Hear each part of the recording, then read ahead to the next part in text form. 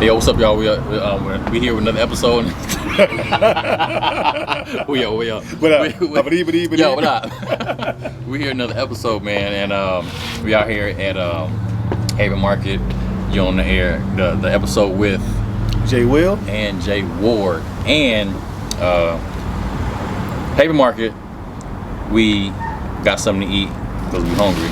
Yeah, it's a beautiful Sunday afternoon. So you're gonna see us eat and talk at the same time. And where's the food from? Saba. What's it called? Sabadi.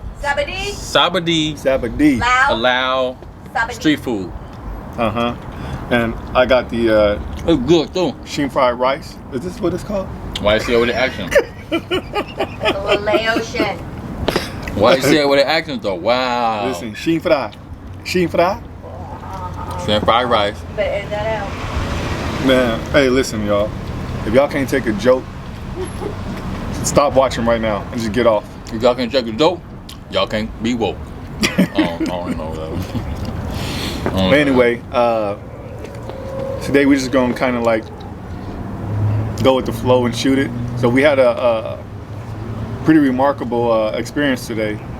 We right after church, we were chatting in a parking lot, and an elder gentleman came up to get in his car, which we were standing next to. And the old head. Yeah, how did it pop off? I think Mike said, "Oh, this your car, sir?" Mm-hmm. And then it just went from there. He was like, "Yeah, it's my wife's car. Buy this," and he just went from there. He was putting us up on game. So basically, it's crazy how a lot of wisdom comes from the people that's been here before us. That's older. They've been through everything we're going through now, and it's awesome to just hear their stories. And he was talking about how he's seen a lot, been around a lot of people, and how he lost his wife in May, but he still drove her car around, everything like that. He would just put us on game, like and I think wisdom. I think it tied into the message today. So at church today, if you know us, you know what church we go to. I'm not going to say the name of the church, but you can't film when they're on the ground. we don't want to get in trouble. But at church today, the message was about. The message was strictly about just being patient, being able to have some stick-to-itiveness, and being able to remain dedicated. It was stick-to-itiveness? Stick-to-itiveness. Yeah. I believe that's what it was. Yeah, in regards to just life and relationship, not only with God, but the example that he gave regarding, it was Solomon, right? Was Solomon? Simeon. Simeon, there we go. See, we know we're both listening. Simeon. You already know. Yeah. How he stuck to. He said that the crux of it was that he didn't want to pass away until he saw, God, our God wrapped in the flesh, which is Jesus Christ. So he was dedicated to that, to staying alive until he saw that. And how that translates to us meeting the old head. You want to say his name? I don't even know. I forgot his name. His name is Matt. His name. His name is Matt. Yeah, Matt. Matt, he was a good guy. He said he stuck by his wife. He said that was what was most important and most precious, is that they were married for 35 years? 38. 38 years. 38 years. Same woman. And he stuck it out. And our pastor said the same thing. I think he was with his wife 35 years. And pretty much the crux of what he was telling us is that to cherish the people that we're with, because it's not often. It's very rare to find people that you not only love, but you appreciate and that are endearing to you. So he said his wife was one of the best people he's ever met in his life. Yeah.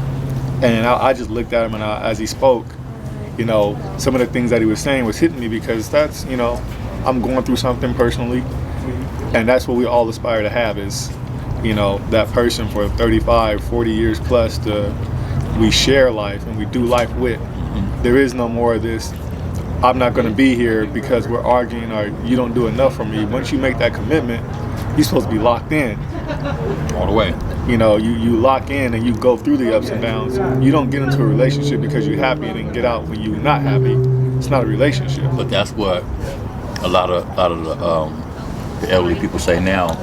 And they say this generation basically if something is broke, you just go get another one. Or if it's not working, you'll get another one. It was like back when they was young, when something broke or wasn't working out, they fixed it. They didn't go off and just give up on it. They just kept going with the same one like a car. A lot of elderly people have the old school cars because they don't just go out and buy a new one. They stick with the same car. They just keep fixing it, and then roll with that one. That was the example that I got a long time ago from an elderly person. It was like that's a problem with y'all. And I was like, I agree. I agree too. I agree because you see it on commercials. You get a new phone every year. You get new clothes, new shoes. Don't just stay with the same pair or the same thing. People get phones all the time. So subconsciously that's going to your mind. Like, okay, get your new phone every year. So your girlfriend don't work out. You're gonna go get new ones. A lot of them out there. Yeah. Same thing, on the other end. Everybody feels like it's so easy to find what they're looking for and that every relationship has to be perfect. Here's a great thing that I heard. God created no perfect person, but through our imperfections, we can be great together. And I think that a lot of people don't want to build with each other. They want everybody to come already ready and packaged with no problems, and that's just not the case. You live this life long enough, everybody you meet is going to have a past. They're going to have some baggage. They're going to have a background, and you just got to be willing to deal with that and not cut and run the first time that Something happens. Doesn't go well. And the thing with this is, I tweeted this, I think this week. What'd I say? I said something about to grow, we need to take accountability for ourselves and what we've done. Pull it up. Let me see it. I'm seeing it right now. Let's see it, That's one of the things I think a lot of people struggle with, because I hear people say, "Oh yeah, grow and be this great person." But it's like, hey, before you go, you gotta take accountability what you did, because everybody ain't perfect. We all did some messed up stuff to people. I know I have. But me too. Ain't nobody perfect. Yeah. And see, while you find that, let me give you my pet peeve on this grow. Oh, here you go. I got it. Go ahead, give it to us. The one aspect we fail to do as we say we want to grow and improve is taking accountability for our own wrongdoings. And that's huge, because we try to go to it where it's always somebody else's fault, not ours. Nah, bruh, you ain't perfect. I mess up all the time. And that's the thing with me and my wife. Our big thing is accountability. If she wrong, I expect her to take accountability. But if I put her out on Front Street, we together, and I tell her about herself, she needs to step back and say, "Oh, you're right." And the same thing, she needs to check me. Same thing, accountability. So in order to grow, I think that's one of the steps you need to grow to the next level. You can't just say, "Oh, I want to grow," and then not take accountability for everything that you've done or doing. You know what I'm saying? Yeah, I agree. So you can't just put that up to the side like, okay, well, I'm not gonna say what I did or didn't do. I'm not taking accountability, but I'm just try to grow. Like, no, bruh. No, you can't even start the process until you get in there, get that infection out. Come on. My whole thing, relationships are something that I love and I admire. The whole process. Personally, I don't enjoy the fighting part of it. I do. I'll be wrong. Tell me about it. Shut your mouth and know your role. Yeah. Shout out to Dwayne. That's my big bro. Hey, baby.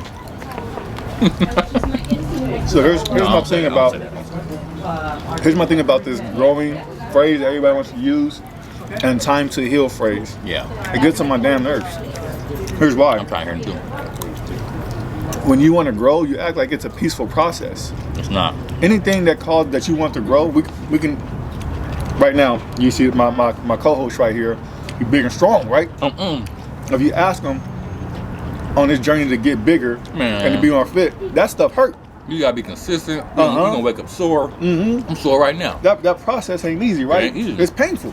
And then when you get to that process, you gotta maintain it. You can't just lift and then just stop, because everything will go down. You gotta keep going. My goal, I don't have I want to get big next month. No, that's my lifetime goal. I always want to be able to lift weights. I always want to be fit.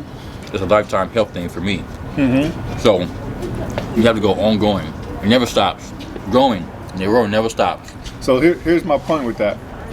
In relationship, right? When you are growing, it's supposed to be uncomfortable. there's supposed to be some pain.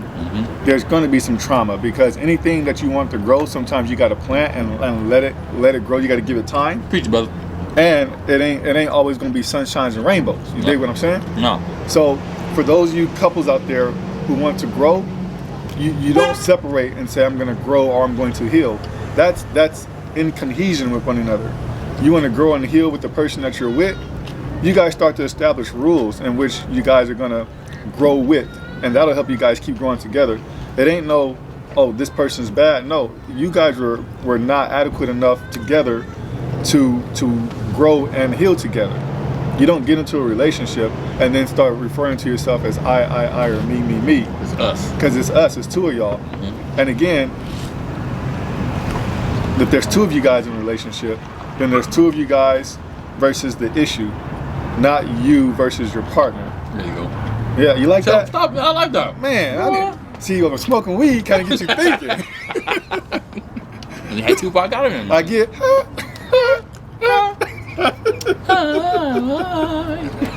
Oh man. I mean, I've had the pleasure of being attracted to a relationship, and I come from It's a a broken beautiful home. thing. So- But you gotta do it. It's a beautiful thing if you get both of y'all on the same wavelength. If you're not on the same wavelength, it's always gonna be problem. You got the egos, you got the pride. Hey, And the how do you say this? Not being accountable. yeah. So I the agree. lack of accountability Yeah, is where I was that- going with that. That sucks.